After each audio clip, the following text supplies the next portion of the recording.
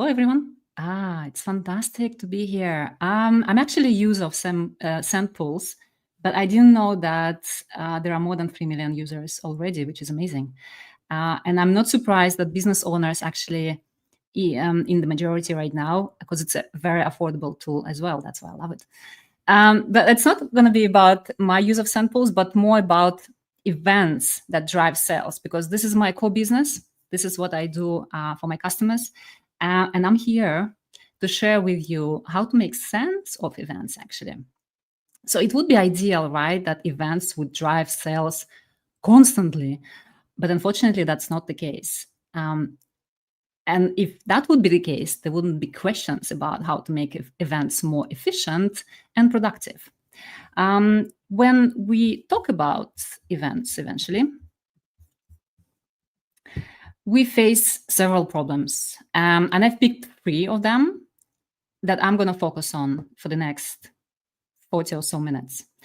And also in the next 40 minutes, I will introduce you to the ROI methodology and the framework that I've developed based on that methodology and that I'm using with my customers, helping them to actually produce events that bring results. And ultimately, when we sell events that drive sales, it's just kind of a hot topic, but it can be anything else. It's not the sales, it may be subscriptions, it might be whatever goal you put for the event that you're producing. And one of the biggest problem, how to define a clear ROI goals for the event, like how you define it, like what is it exactly? The second problem that we'll look at is how to segment your audience and whether you need to segment it at all to improve your ROI. And the last problem, what you actually measure. Is it number of people? Is it number of downloads? Is it what do you measure really? And when do you measure that? That's another important question.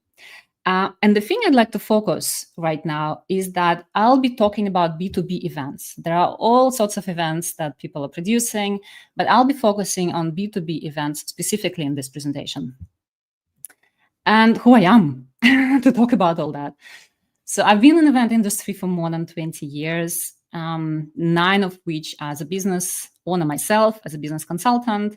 I'm helping startups and tech businesses and communities to turn marketing events into profitable investments. As you may know, even if you don't spend money on a venue, you spend lots of time, if it's online event, producing the event, running the event, and then doing analytics. So how not to lose your time and money into events and make it something workable. Now, my experience also includes working for one of the biggest unicorns here in Belgium.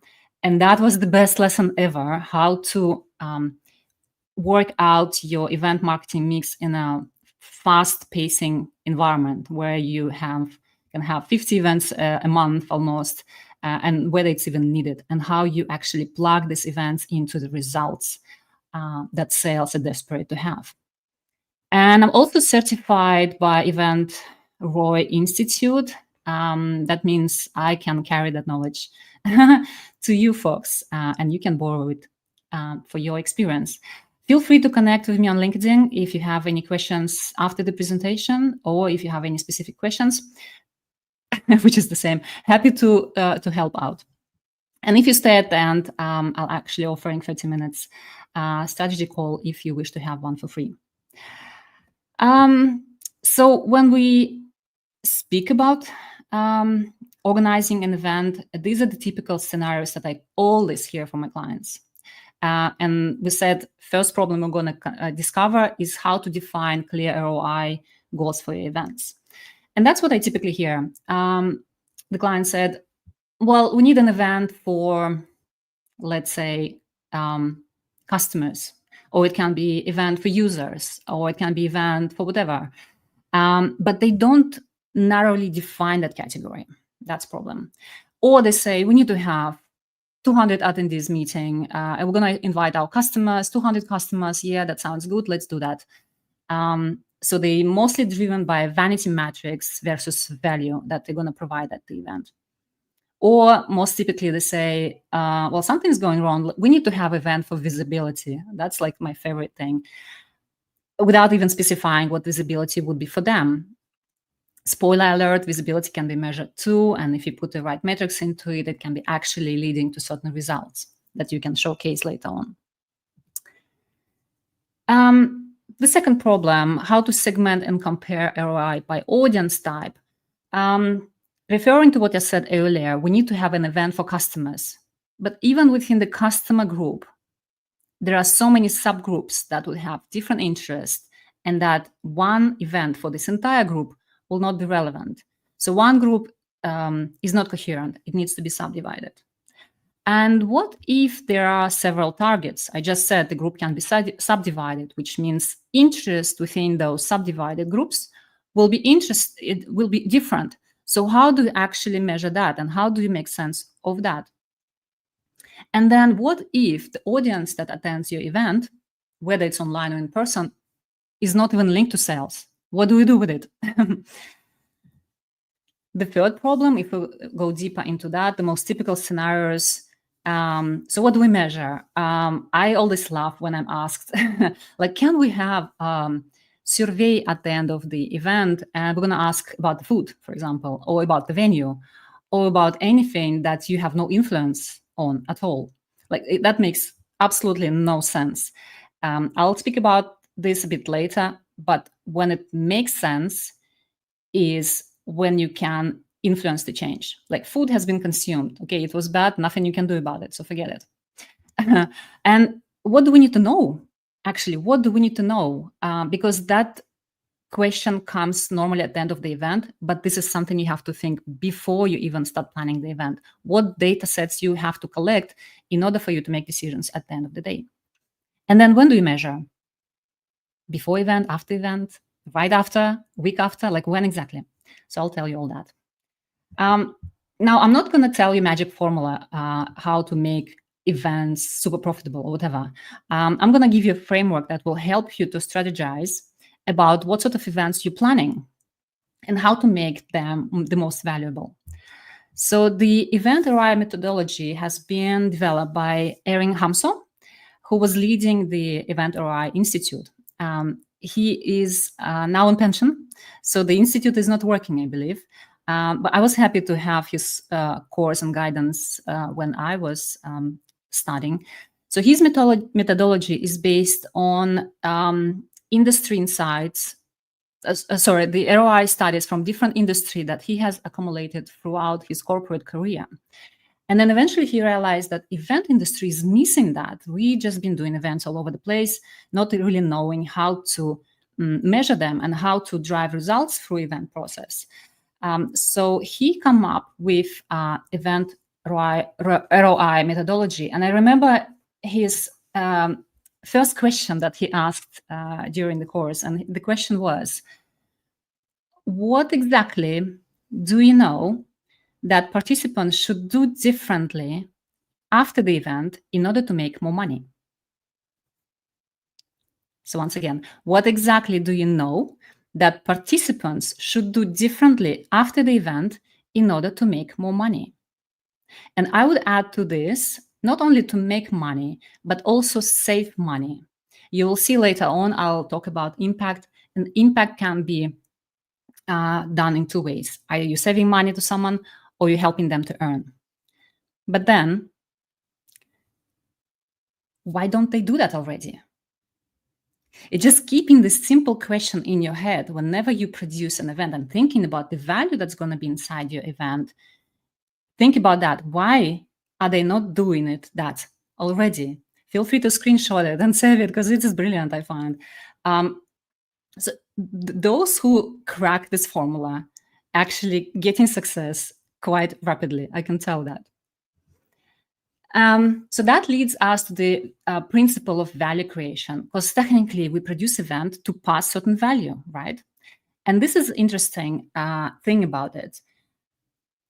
We do that to influence participants to do something which adds value to stakeholders at the lowest possible cost. And if you think about this phrase, that relates both to the organizing side, the company that is launching event, and company that is participating at your event. So you, as the company organizing event, you want to add value to your company stakeholders meaning, for instance, increased sales, at the lowest possible cost. That means that your event cost has to be as low as possible. And the same for the participating party. So the stakeholders of participating party would like to add value at the lowest possible cost. Now, we talk about B2B events, which are most commonly free. But if there is a pay, so they pay because for them, it's the lowest cost to avoid the mistake that they will be doing, or the lowest cost to learn something that they, didn't do before. You get that? So taking this principle of the value creation and transmitting this into the event ROI pyramid, that is what Elina has developed, actually explain us the entire framework, how you have to approach event creation. And it has several steps into it, mainly 6. They're all very much linked to each other. You cannot avoid one. If you drop one, the rest is not following. The rest is dropping. Your ROI will suffer at the end of the day. And here is the big reveal. ROI, eventually, is the simplest formula that you know. It's technically taking event profit minus the cost of the event. So taking this webinar, for example, it's a free event, but there are costs associated with producing it, right? It's Alina's time, it's the technology, it's maybe marketing, graphics, and so on and so forth. So by definition, the ROI of this event is negative. And that's probably, like, if you tell it to someone who is who is putting lots of effort and like, what? It's negative? It is negative because at the start of the event, you cannot track anything. And you shouldn't. Now, moving down that grade, down that pyramid, we have impact under the ROI. And the impact I have already mentioned can be measured in 2 ways. One, either by increasing net revenue from sales, or second, increasing the cost effectiveness of the organization. So the first you use for sales events. A second one you use for internal staff trainings, whatever, where you train people to do the work better, therefore saving costs for the company, right? So it's the impact eventually that we're chasing with our events. And the impact can only happen if we manage to influence the behavior, remember I said it earlier, of the participants that are joining that event. So in our planning, we have to think how their behavior is going to be influenced and changed in order to bring impact to drive ROI at the end of the day. Okay, it's getting a bit complicated. And how we're going to change the behavior by providing certain learning components. And there are 4 of them. Either it's information, either it's skills, attitudes, or relationship. Relationship is the networking that everyone's talking about. And how we're going to provide this learning. So learning environment is important. And the biggest block, actually, the basement of this pyramid is the target audience. It's only when we have right target audience attending your event in a well-designed learning environment, learning certain things for them, that will influence their behavior change, which eventually evokes impact. And then ROI can be calculated. So in other words, to max out your ROA of the event, and by the way, I should be saying actually impact, but anyway, it's like I mentioned, I will repeat again, the right target audience in the right learning environment, learning the things that are actual for them, that learning evokes the certain behavior change, and that behavior change leads to impact, which eventually will impact your ROI. And as you see here on the top, I mentioned 12 months later, you plug in sales results. So that's going to be influenced, event influence RRR in terminology. So sales results minus cost of the running this event.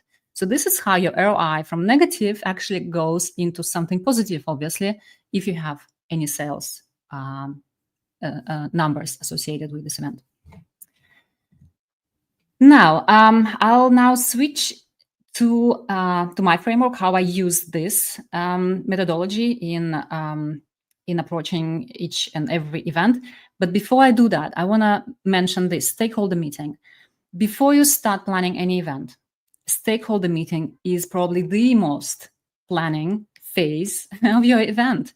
Because what I discovered, and probably you have seen that also all over the place, that ideas coming from all over the place in your company. If it's a big one, if it's a small one, it's a bit easier, but still. Everyone has certain ideas about the event. They have ideas who should come, who should speak, what this event is about. So when I come to the client, we have the stakeholder meeting with everyone who has something to say about the event that's been planned.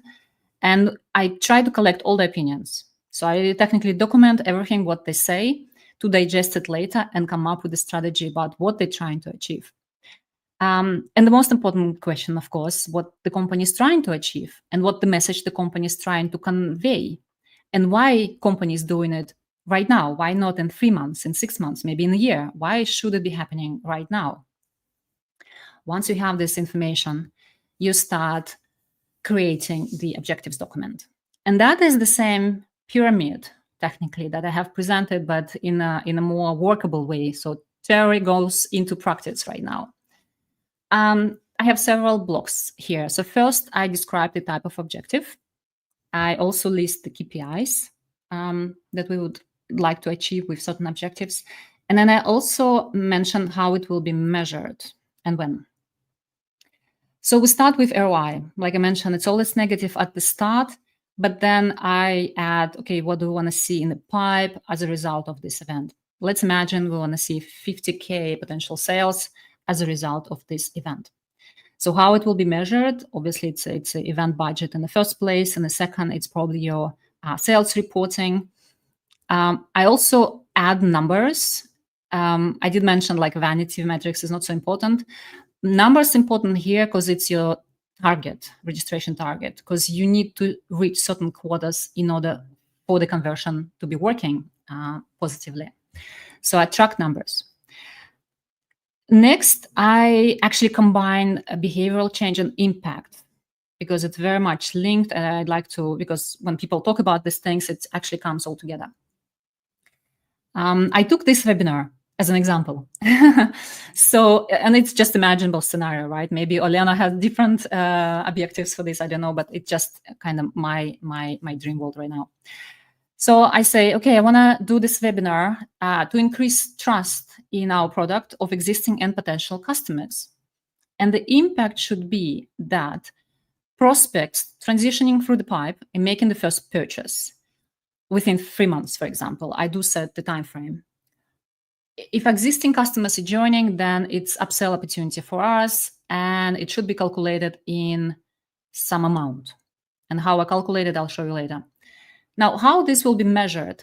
The behavior change has to be measured right away. So once the webinar is finished, potentially there should be a survey form popping up, or even like a poll at the end of the survey with specific questions related to that behavioral change. And you have to think them through. Now, how you measure impact? Obviously, it's your sales reports at some point of time. Is it monthly, quarterly, depending on your sales cycle? Next to that, we discuss what attendees will learn in order to increase that trust. So we're going to say, and then, it's very limited here because of the slide page, but in your working document, it can be as long as you want and really put lots of information into it, because then you will rework it in something that is usable. And for instance, I mentioned here, attendees will learn how our product is better than others and how our customers in a similar field are using it to their advantage. So I'm going to bring maybe case studies into the program. Now, how it will be measured, it's actually very flexible here. You can do survey, absolutely. You can do interviews after the webinar, just maybe select 10 accounts and give them a call to interview. Maybe there are some field data that you can collect from the interactions on the website. So it's up to you how you design that piece of work. Now, second, or next one is designing the learning environment. And I always ask that, how do you see that? How do you see that happening? Is it, I try not to put the words in the mouth, but then they start saying, yeah, it's going to be friendly and open and cozy and creative and like all that things I note down. And sometimes you hear people saying actually different things. And you see there can be a clash in opinions from like friendly to authoritative or, whatever, official or not official, peer-to-peer workshops, case studies, all that comes into that field in order to make some sense out of it. Is it necessary to measure that activity? I would say not precisely. Remember I mentioned at the start about the food? Now, if you position your event as the one with the most exclusive food, it's an in-person event that people can find on the planet, then yes, you have to measure your food component because it's in your value proposition towards attendees. So if your food sucks in that particular event, they will not buy it in again. But if it's not so important for your value prop for the event, you don't need to measure. Another case I can mention here, for instance, we were designing a highly exclusive event for a customer where the exclusivity component or like high level black tie was super important. And that's how the event was sold. And so we had to measure that aspect at the end of the event, because if that didn't come to the level, then we cannot position that event as high level again. We need to do some work basically on that. And the most important, of course, we have to define the target audience. And I'll get to that in a few seconds. Let me check the chat if there are any questions. Good so far, I see. Okay, is it all clear, folks?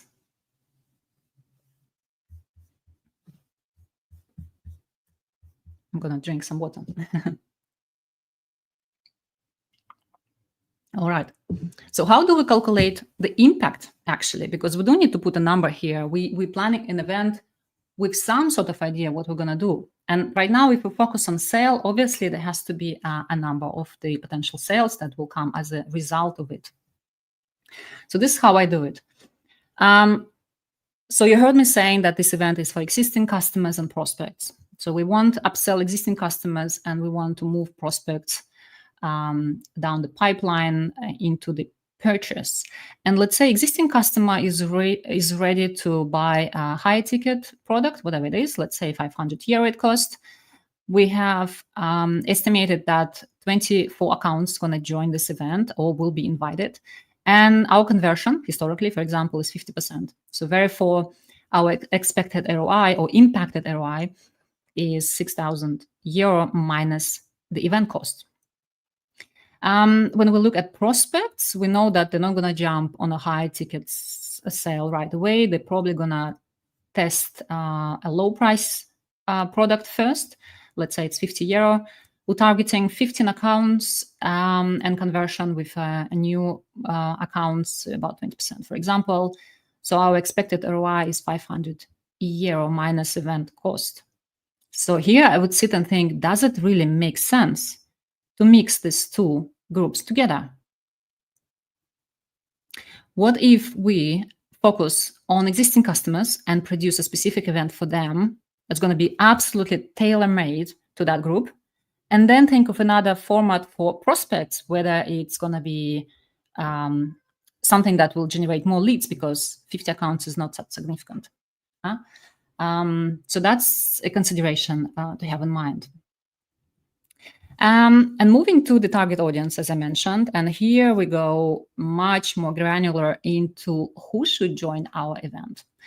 And again, I collect all the opinions that's been phrased by execs or marketeers or whoever is on the team, just to understand what they have in mind for this particular event. So we said we're going to invite existing customers. That's our segment. And then who are the personas inside that segment? We have marketing managers, and I tend to look at seniority, first of all.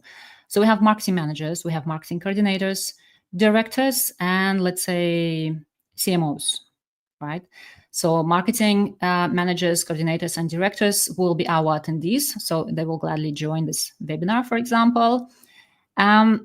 And we need to know the pain. So if these are existing customers, that should not be a problem for you. You should know the pain from your market intelligence, because you talk to them, because you interview them, because you collect this data, you know what the pain is, and you know why they're using your product. And I also describe the impact that we would like to see from those people after they have attended the event.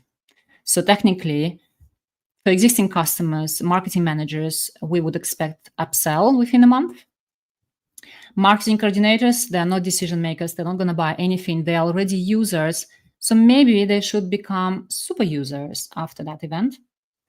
And marketing directors, obviously, they're decision makers. They can, we can upsell them within a month as well. And then finally, we have CMOs. So remember, I said someone said, "Yeah, let's bring speakers." So they're going to speak. They're going to showcase the excellence. They're going to showcase how they're using the product to increase the trust. Remember, we said that earlier. And the impact for them is actually to become ambassadors. I'll tell you a bit later what ambassadorship is and how you can plug into events you produce. Now, then we also put percentage of expected attendance. And I can tell the more you do, the better you'll be with percentage. If you've measured attendance and if you've done demographics from your past event, you will know exactly who is attending and how many of them. But then we use that percentage also to do evaluation at the end. Okay, let's move forward. Typically, and I guarantee, Elena, so probably you also have SaaS providers joining this webinar as well, because they're very curious. They're business developers in the first place, and they're chasing leads. Now, you can have a strategy with those people. First, you can say, not allowed. Then it's closed event only for your coherent group. Or you say, okay, it is allowed on certain conditions. You can be partnering with us, for example, on this event. You can become a sponsor. Whatever. But that's not all. We said we're going to have prospects as well. So prospects is another segment. And there we also divide personas from marketing managers to marketing directors and CMOs. But then because they're prospects and you don't know them, you probably need to know them a little bit better. So are these people from a certain size of the company? Are these people from certain country or region? Are these people from certain industry even? The more detailed is it in there, the better it is for you. I'll tell you why. The same for marketing directors, the same for CMOs. And so their role at the event is to become an attendee. Now, what are the pains? It can be a black box because we don't know. We never came across them. They just joined because they heard about the event. Is it a good idea to ask this question in the registration form eventually? Or perhaps you already have marketing intelligence and you know what the pain is, and then you can describe it here. Now, what the impact is from what the expected impact from these people is that obviously that they start, that they will become a customer. They make a purchase. And again, we describe expected attendance. What often happens is that we have also consultants joining.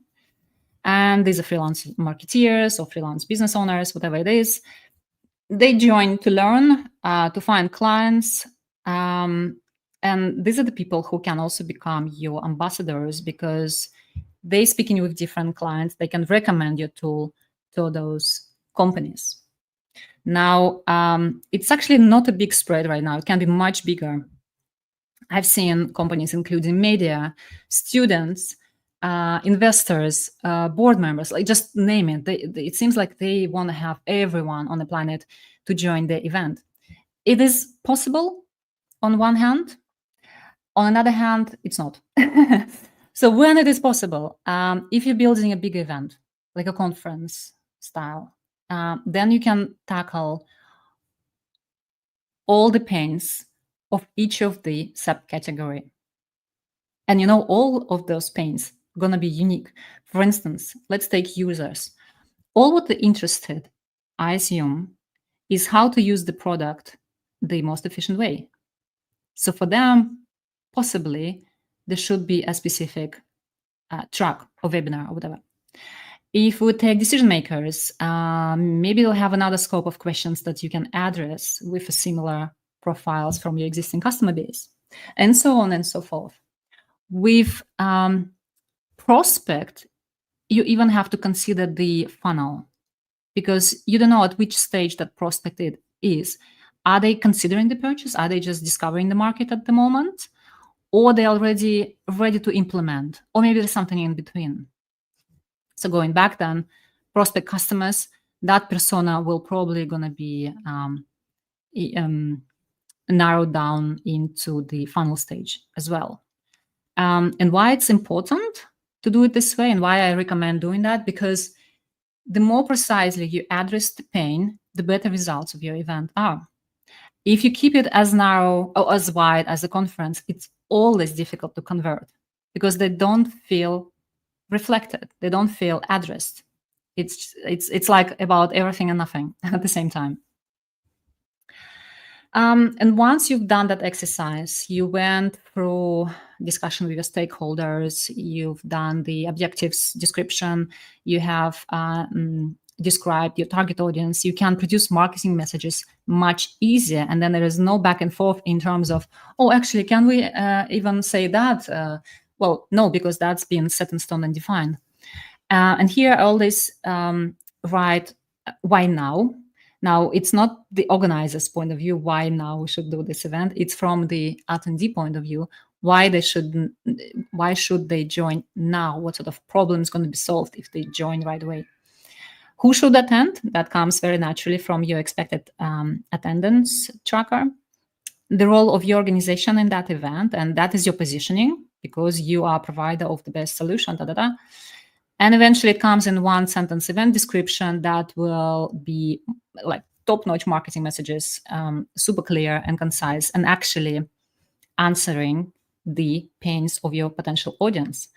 For instance, for this webinar, if I would go through that exercise, I would probably call it, and it's my fault, I suggested the title, Elina, but I would call it improved ROI from B2B webinars for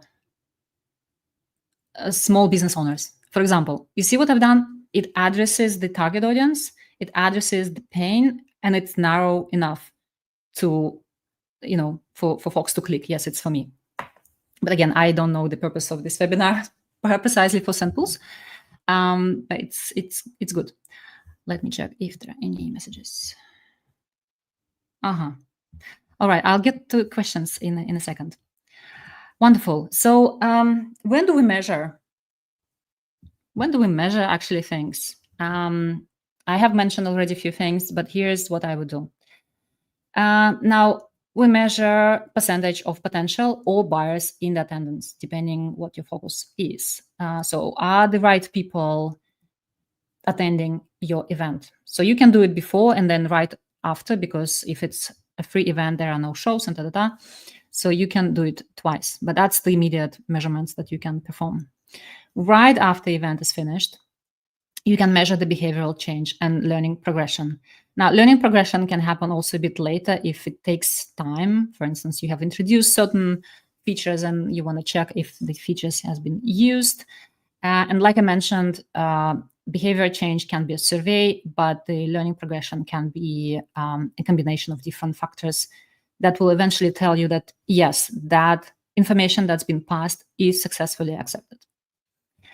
Now, in about 1 or 4 weeks, depending on your sales cycle, you measure influenced ARR, so influenced sales, which means how many accounts that attended the event would be moved in the pipeline into potential sale.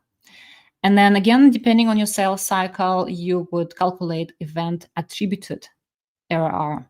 So I don't know if you do attribution in your organization, but as you know, there are so many touch points in the marketing journey that your account is going through, that event is probably not the one.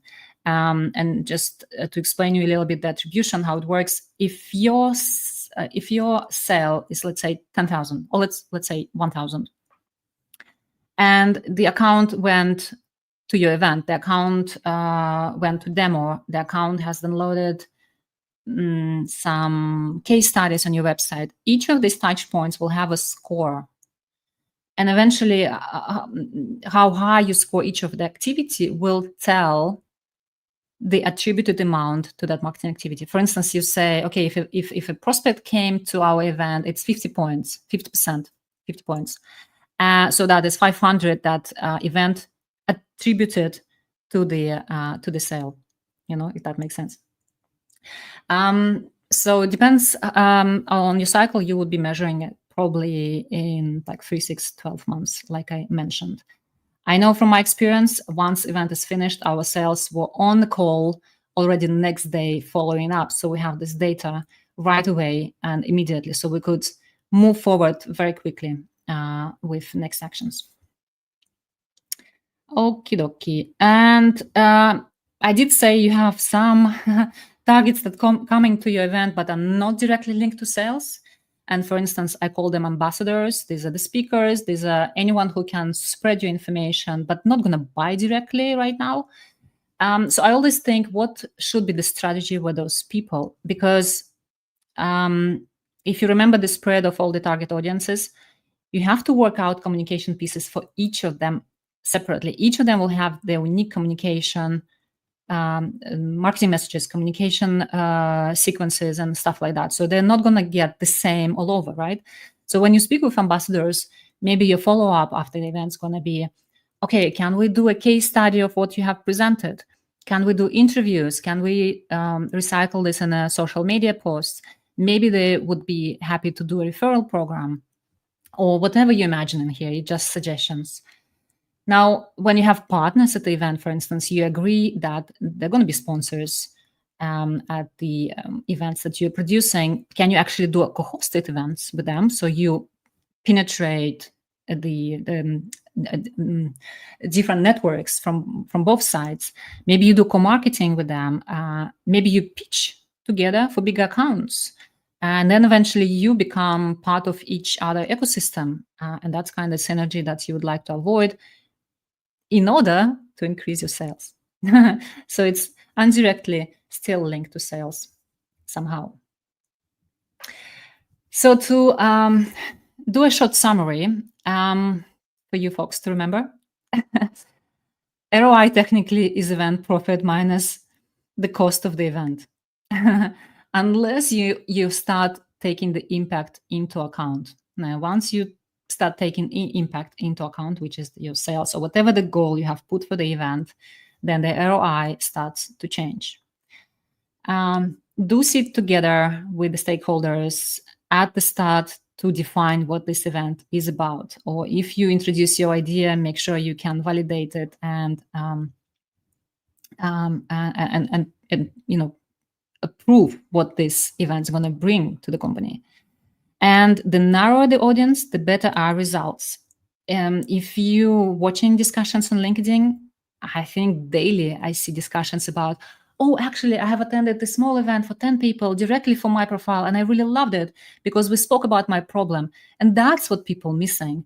Instead of making bigger events, just focus on a small one that will be specifically targeted for that particular group of people. And I think results will follow from that. And finally, all that is possible with automation. Like, you don't need to do all that manually. Obviously, it's the 21st century. You can use audience segmentation in your CRM with SendPulse. You can set the communication streams and again automate it within SendPulse. Chatbots, Alena mentioned. You can track your event engagement and eventually, and obviously, the pipeline stage evolution in the pipeline automation, as well as reports. So I use different systems depending on a customer I'm working with. Sometimes they have the internal systems that has to be linked with many other marketing tech stack that they have in place. Sometimes I recommend, so it really depends on a case per case. And voila, so if you'd like a free 30-minute strategy call, happy to jump on. Just connect with me on LinkedIn and we'll set a time. I have some available time in August, so happy to do that. And let me see, what are the questions right now? And they're all gone. All is still Elina, there. huge thanks for your insights and energy today. That was super valuable, lots of takeaways, and I will definitely rewatch the session as it's super insightful for me as an event marketing manager. Don't want to miss anything useful. Thank you very much. And let's get to the questions. I can see a couple of questions in the chat. So let's start with it. And the first question is, can we test an event idea before investing money in it? That's brilliant. Yes, you can. Depending on the size of your event. I mean, you're not going to launch an event just out of the blue, right? You have certain idea that you want to validate first with your target audience. So get some people on a call, just randomly asking, hey, how is this going for you? Would you like to learn something about it? And then you'll hear the feedback. If you plan a bigger event, that's a little bit more dramatic because you don't want to throw money, obviously, doing something that nobody's going to buy. But it's a loaded question a little bit. Are you planning to charge for it or not? If it's a free event, I don't see a problem just trying and seeing. I've done it myself many times. If it's a paid event, it needs to have a little bit of marketing research. Now, is there demand for it? Are they ready to pay for whatever you're planning to charge? Can you generate sponsorships? That's also another important component into that. So it's needs to be looked at. Maybe more details can be helpful. Is that okay? And the next question, any tips how to promote a small online event on a tiny budget? Well, the best promotion is to include people into it, which are speakers that will be talking at your event, communities. Try to think what's the win for them to be engaged that way. I've remember, so if I can share a little bit of my own experience. A part of doing consultancy, I also run my own community.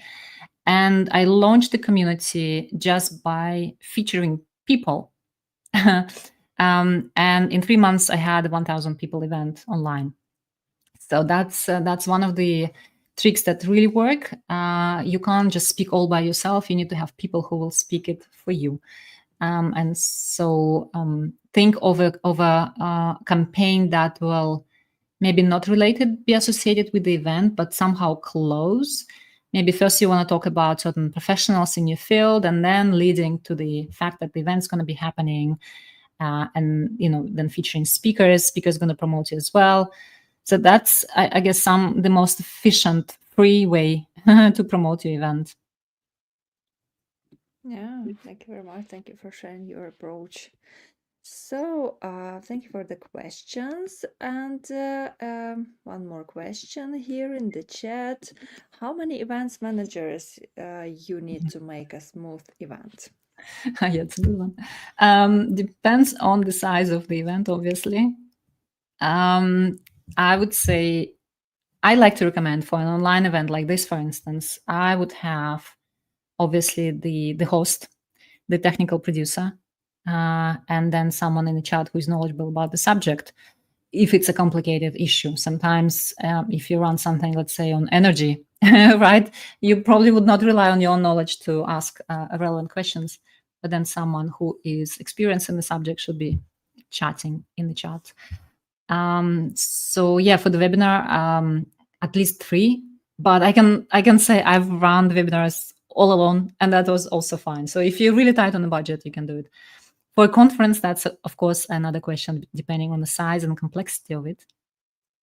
But yeah, Ivan, tell me more. I know Ivan is there sort my events. Okay, thank you for the question. Thank you, Elina, for the answer. We will have several minutes to answer. So, guys, if you have any questions, let's put it to the live chat on YouTube. If you haven't done any events before, just put your niche, your business, and maybe Elina will just cover if it will be effective or not, what you can start with or something else. Okay, and I have a couple of questions here. So the first question from me, if an event is underperforming midway, what's the quickest fix? What exactly is non-performance? Is it the numbers or? Maybe less amount of registrants attendees. You can see in the mid of the promotional campaign or something else is happening. Yeah. Not. Well, it's like trying to incarnating a dead body a little bit. Because if it's not triggered, that means something went wrong, either with the messaging, like it's not reflecting to the interest, or the audience been picked wrongly. These are the two things. So if it's not performing, registrations are not coming, I would make a decision. Okay, do I run it with less people? Okay, or I just reschedule it and maybe reformat somehow the topic. Trying to save the situation by throwing money into ads, into something that is not working organically, it's kind of bad sign. I wouldn't do it. What works very well, in my experience, is when you partner with someone. That's why I mentioned partners in my presentation, because they can be drivers for your registrations as well. In my experience, we did successful partnerships.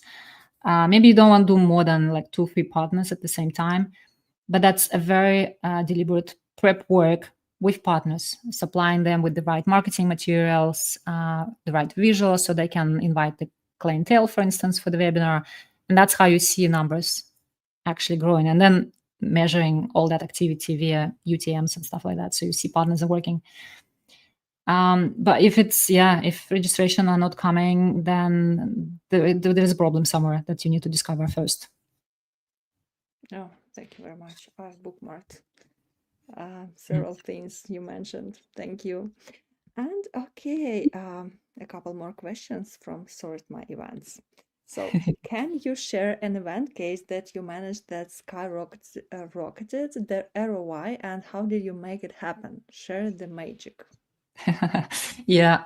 Well, I think the highest ROI by numbers was like 10 million for Unicorn I mentioned, and that was combined event for users and prospects.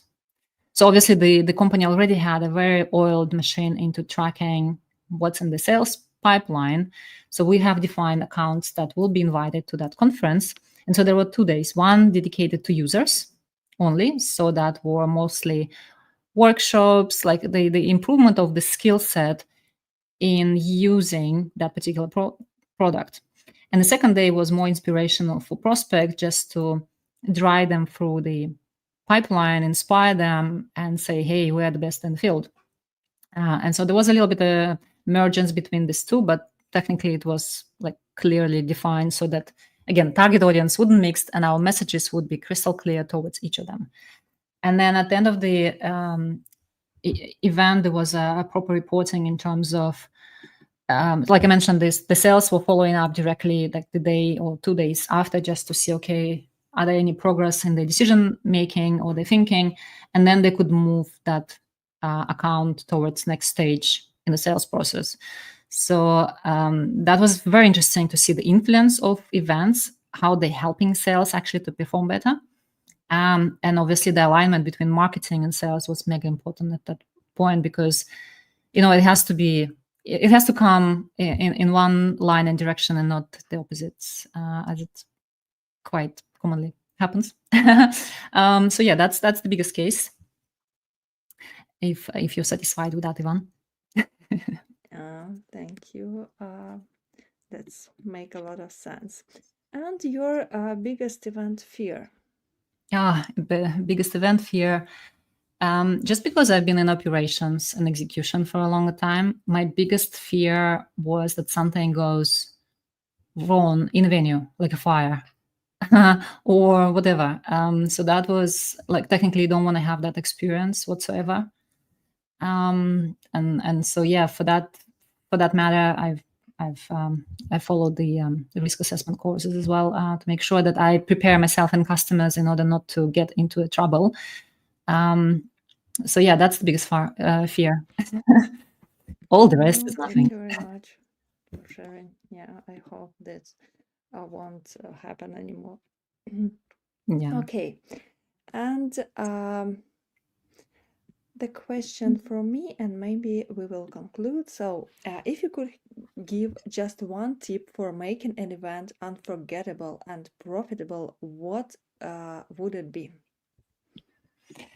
Wow. Unforgettable, and profitable.